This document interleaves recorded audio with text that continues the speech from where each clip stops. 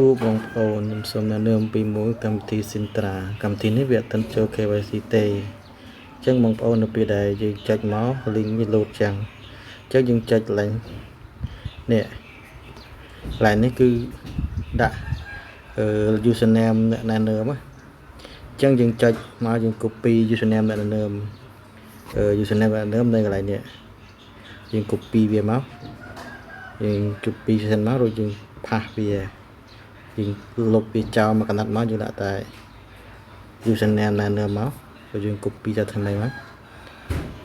rồiយើងចុចផ្ដាច់វាមកយើងចូលមកផាសឡើងនេះ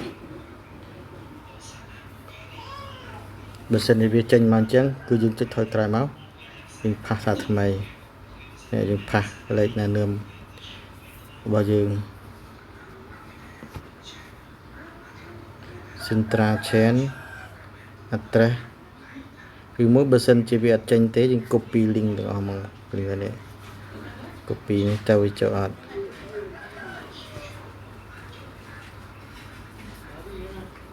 ទុបថ្មីមកយើងផាសវាទាំងអស់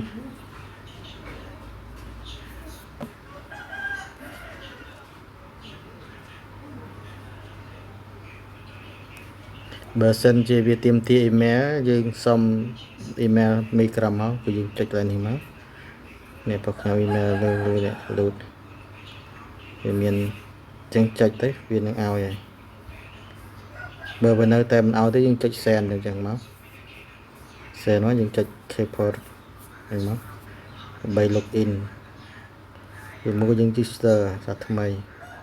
ចឹងយើង register យើងដាក់ email យើងមក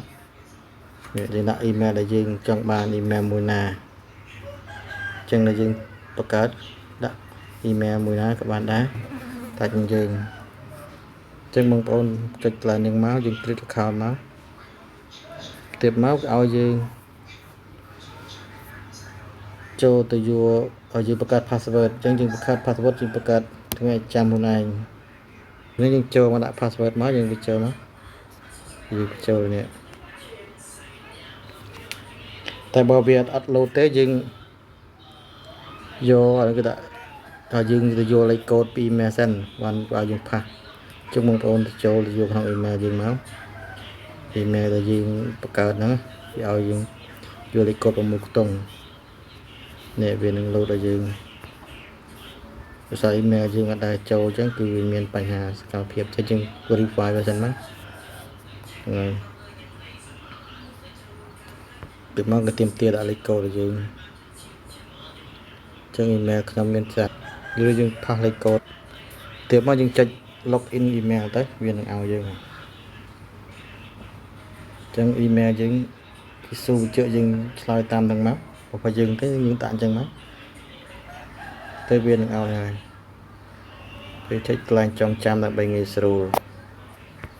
តែយើង verify email រួចអស់ហើយសូមយើងចូលទៅបង្កើតកម្មវិធីវា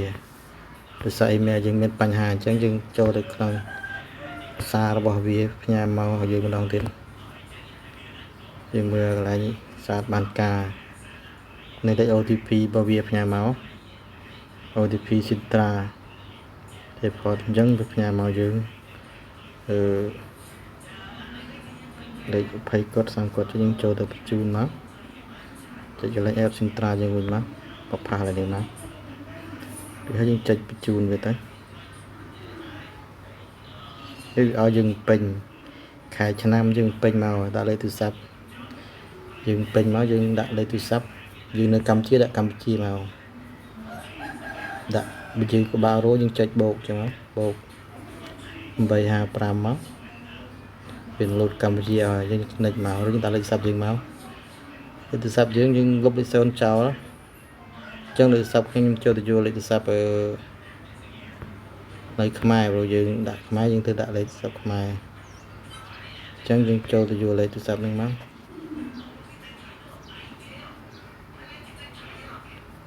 បានហើយយើងយកទៅផាសកន្លែងមាញ់មកពេញមកតែយើងលុបលេខ0ចោលឈ្មោះយើងវាលោតឲ្យអញ្ចឹងហើយអញ្ចឹងយើងលុបលេខ0ចោលមកយើងចូលទៅយើង continue ទៅវានឹងឲ្យយើងហើយអញ្ចឹងយើងលុប account យើងមកយើងលុបសារថ្មីមកដើម្បីចុចមកវាអនុញ្ញាតមក ទៅមកវាឲ្យយើងមកថ្ងៃខ្លាញ់នេះចឹងវាលោតចឹងយើងចុចដកមកចុចមិនបានទេយើងចូលទៅកន្លែង browser វិញមកនេះឲ្យអត់ចុចមើលឡើងនេះមើលវាហើយជាវាឲ្យចឹងយើង clear ចោលសិនមកយើង clear រួចយើងចូលទៅបើក app Sintra វិញមកហើយមកយើងលុប email យើងមកណែពេលចឹងវាចេញឲ្យយើងសារមានបញ្ហាចឹងយើងចុចម៉ែបានតែពេលលោតមកចឹងគឺយើងបើបើសិនមានបញ្ហាចេះយើងចូលទៅម៉ាញនៅក្នុងជ្រោមទៅយើងទៅឡើងជ្រោមមកយើងវាយពាក្យថា Sintra Chain មកចុចទៅនេះមក Sintra Chain គឺលោតឲ្យយើងនេះ Sintra Chain ចុចយកមកឬយើងចុចវាម៉ាញនៅក្នុងនឹងមកពីជួនកាលវាឲ្យយើងម៉ាញក្នុងនឹងយើងចុចម៉ាញក្នុងនេះមកតែម៉ាញបាននេះដោយសារមានបញ្ហាចែកទេសអញ្ចឹងយើងរងចាំមិនសិននៅម៉ាញគឺលោតឲ្យយើងនេះវាលោតឲ្យកន្លែងនេះដោយសារវាមានអញ្ចឹងវីដេអូការបង្កើត account Sintra មានតែប៉ុណ្ណេះអរគុណច្រើន